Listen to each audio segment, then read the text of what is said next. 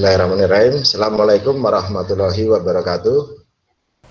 Waalaikumsalam warahmatullahi wabarakatuh. Oke, selamat siang untuk anak-anakku. Masih bertemu dengan Pak Anggi untuk hari ini. Masih dalam pembelajaran yang sama, yaitu IPS. Ya, di jam 11. Diharapkan semuanya dalam kondisi baik. Bagaimana kabarnya untuk hari ini? Alhamdulillah. Luar biasa. Oke, biar kita lebih semangat di awal pembelajaran sehingga kita menjadikan pembelajaran yang penuh dengan semangat. Sebelum masuk ke materi pembelajaran, kita persiapkan untuk berdoa terlebih dahulu. Untuk ketua kelas, mohon dipimpin untuk berdoanya. Silahkan ketua kelas. Marilah teman-teman, sebelum kita memulai pelajaran, marilah kita berdoa menurut keyakinan dan kepercayaan masing-masing. Berdoa mulai.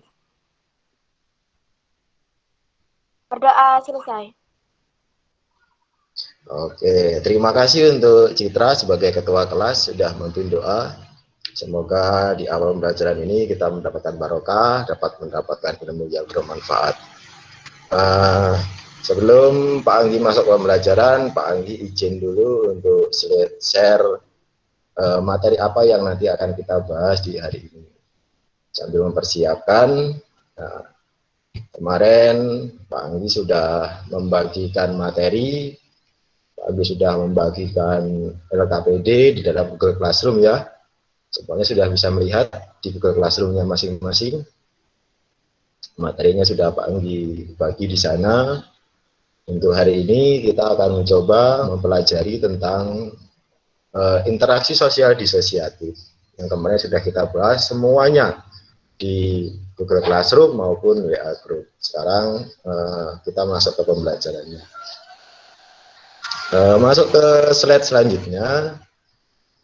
Di sini ada beberapa segi pembelajaran yang wajib kita taati, yaitu setiap peserta itu wajib melakukan on kamera, maka nanti semuanya wajib melakukan on kamera. Kemudian wajib berpakaian rapi, kemudian silahkan mengangkat tangan dalam Google Meet ketika ada pertanyaan, kemudian mikrofonnya off, kemudian on itu ketika dipersilahkan oleh guru untuk bertanya atau menanggapi dan seterusnya. Kemudian pastikan koneksi lancar. Semuanya sudah jelas suara Pak Anggi? Koneksinya sudah jelas? Jelas, Pak.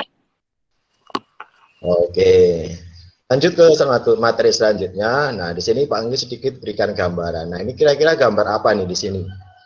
Dari PowerPoint Pak Anggi, gambar apa ini? Bendera. Bendera. Bendera merah putih. Oke, kemudian ada lambang Pancasila. Garuda Pancasila. Nah, sedikit Pak Anggi mau memberikan gambaran kepada kita bahwa kita sebagai generasi penerus, sebagai generasi muda, memang kita itu diwajibkan untuk bisa membanggakan negara, kita bisa menjadikan negara kita maju, semuanya berada di pundak kita, sehingga bangsa Indonesia itu bisa menjadi negara yang lebih maju. Nah, ini ada kaitannya dengan materi yang akan kita bahas. Bangsa Indonesia itu merupakan satu negara yang besar, sehingga dikaitkan dengan gambar yang kedua. Nah, ini gambar apa nih? Sosial disosiatif berupa kompetisi, Pak. Oke, terima kasih Aswin. Di sini adalah berupa kompetisi. Nah, ini ada kaitannya dengan gambar yang tadi dan gambar yang pertama. Begitu bangganya kita sebagai generasi muda bisa mengikuti ajang-ajang kompetisi yang membanggakan negara atau membawa nama baik. Nah, ini kaitan dengan materi kita. Nanti ada interaksi sosial disosiatif, itu ada kompetisi. Dan yang kedua, ini adalah gambar dari Berupa konflik. ya, ini adalah satu contoh gambar dari adanya konflik, nanti juga kaitan dengan materi. Kemudian masuk ke peta konsep. Nah, di sini Pak Anggi nanti akan membahas tentang bentuk-bentuk interaksi disosiatif yang nanti ada bentuknya, ada kompetisi, ada kontravensi, dan konflik. Yang kemarin sudah kita bahas semuanya di dalam Google Classroom maupun WA Group. Kemudian tujuan pembelajarannya apa, Pak? Nah, di sini Pak Anggi jelaskan, siswa dalam mempelajari hari ini menjelaskan interaksi sosial disosiatif bentuk-bentuk dan contoh-contoh dari interaksi sosial disosiatif. Ini tujuan pembelajaran kita untuk hari ini. Sehingga dengan tujuan kita mampu untuk mencapai itu. Kenapa kita perlu belajar interaksi sosial disosiatif? Ada yang tahu? Dengan belajar interaksi sosial disosiatif, kita dapat menjadi pribadi yang baik dalam menyikapi bentuk konflik di masyarakat. Oke, nah di sini Pak Anggi berikan gambaran apa perlunya belajar disosiatif, kita mampu menyikapi, kita menjadi pribadi yang lebih baik, itu khususnya berada di masyarakat. Kemudian apa saja Pak garis besarnya? Nah di sini nanti guru memberikan pembukaan, nanti ada aturan, ada pretest dalam Google Form, kemudian nanti kita presentasi dalam diskusi kelompok, kemudian memberikan kesimpulan dari hasil diskusi. Nanti juga ada post test dan terakhir nanti ada refleksi dalam pembelajaran. Ini garis besarnya. Oke, sekarang kita masuk ke pretestnya dulu nih. Jadi pretestnya akan Pak Anggi kirim lewat WA di grup kita kelas 7. Ini mulai Pak Anggi kirim. Sudah Pak Anggi kirim ini, masuk belum? Sudah, Pak. Oke, ada beberapa sudah ada beberapa yang sudah masuk. Nanti Pak Anggi share hasilnya pretestnya, karena pretest ini tujuannya adalah untuk mengetahui ilmu atau pengetahuan yang kalian punya sebelum masuk ke pembelajaran yang sudah didapat di Google Classroom maupun WA Group yang kemarin sudah Pak Anggi upload di dalam Google Classroom. Itu pretest berkaitan dengan tersebut. Kemudian setelah semuanya sudah kita bahas dalam Google Classroom, maka di sini Pak Anggi hanya memberikan pengantar arahan bahwa aktivitas 1 kemarin sudah kita bahas dalam sebuah Google Classroom, di mana kita mengamati beberapa gambar yang sudah tertuang dalam lembar kerja peserta didik. Di situ kita sudah berdiskusi.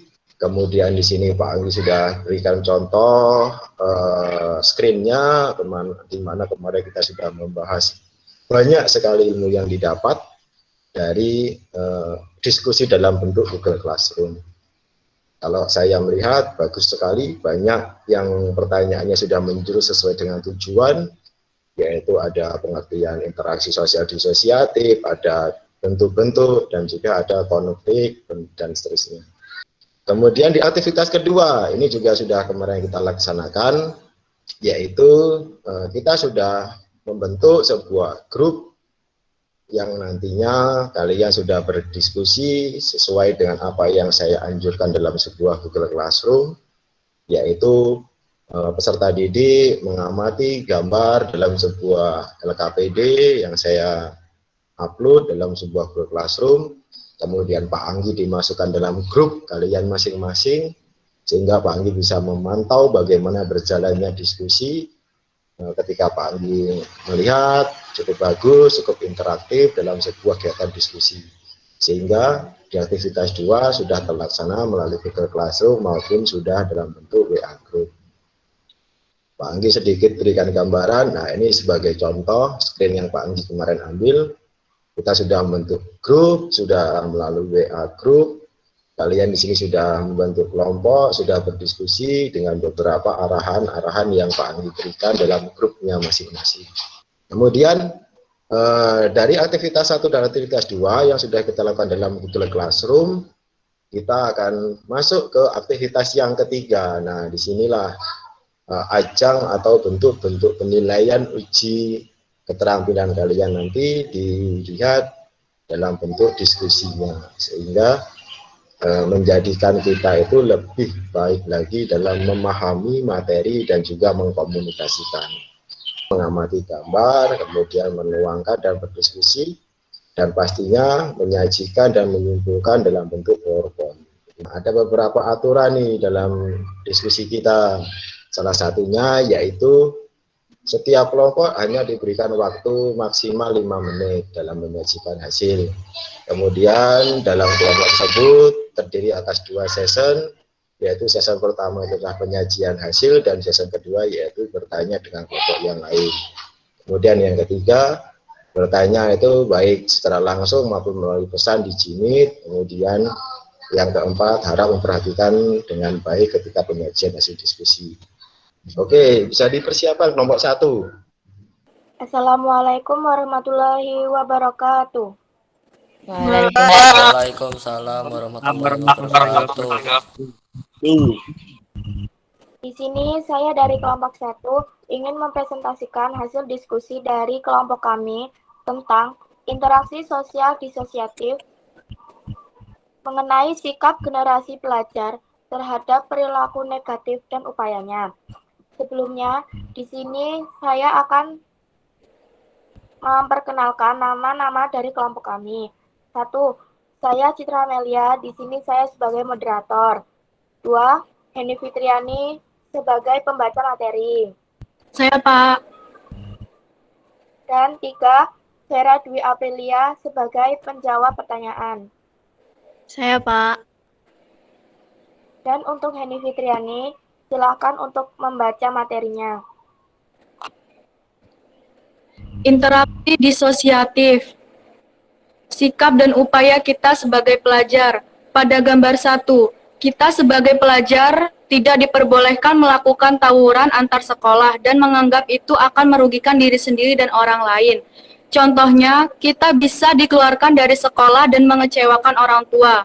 Pada gambar 2, demonstrasi diperbolehkan dalam menyampaikan pendapat. Tetapi jika semuanya berjalan secara damai, tidak berbentuk pada kerusuhan dan merusak fasilitas umum.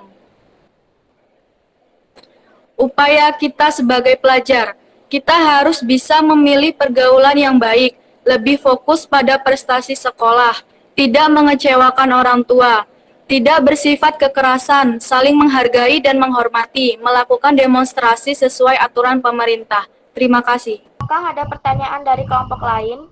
Apa dampak negatif dari konflik? Pertanyaan dari kelompok 2. Dampak negatif adanya konflik adalah runtuhnya kesatuan kelompok, runtuhnya nilai-nilai dan norma-norma yang ada.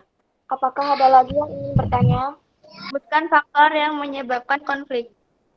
Faktor yang terjadinya konflik adalah perbedaan pendirian atau keyakinan, perbedaan budaya, perbedaan kepentingan. Oke, cukup bagus hasil diskusi untuk kelompok 1. Ada 2 pertanyaan tadi, nanti untuk kelompok 1 bisa menyimpulkan hasil diskusinya nanti di akhir pembelajaran. Terima kasih untuk kelompok 1, kelompok 2, dan kelompok 3.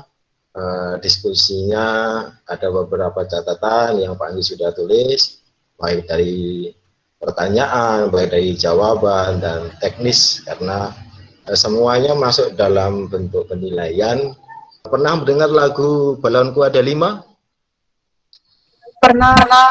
Siapa yang bisa menyanyikan mengganti kata A menjadi O? Yang berani angkat tangan. Balonku ada 5. Oke. Sedikit penyegaran biar kita tidak terlalu fokus, karena dalam pembelajaran juga ada sedikit penyegaran biar semuanya bisa bahagia lagi. Kita masuk ke materi selanjutnya, yaitu kesimpulannya apa nih dari beberapa diskusi tadi. Kelompok 1 coba dibacakan apa nih hasil kesimpulan diskusinya kelompok 1. Kita harus bisa memilih pergaulan yang baik dan lebih fokus pada prestasi sekolah. Oke, kita harus memilih pergaulan yang baik dari kelompok 1. Bagus. Kemudian kesimpulan materinya nih apa nih? Nah, ini Pak Anggi sudah bentuk nih. Interaksi sosial disosiatif adalah interaksi sosial yang bentuknya menuju pada perpecahan atau hal-hal negatif.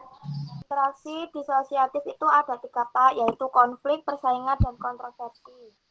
Kemudian post-test nih. Terakhir sebelum kita mengakhiri pembelajaran, tadi sudah kita melakukan pretest, sekarang ada post-test. Sama dengan yang tadi, Pak Anggi akan kirim melalui WhatsApp group, nanti silahkan untuk post-testnya nanti bisa dikerjakan ya melalui Google Form yang nanti hasilnya langsung bisa dikirim dan nanti bisa Pak Anggi download dalam bentuk Google Classroom.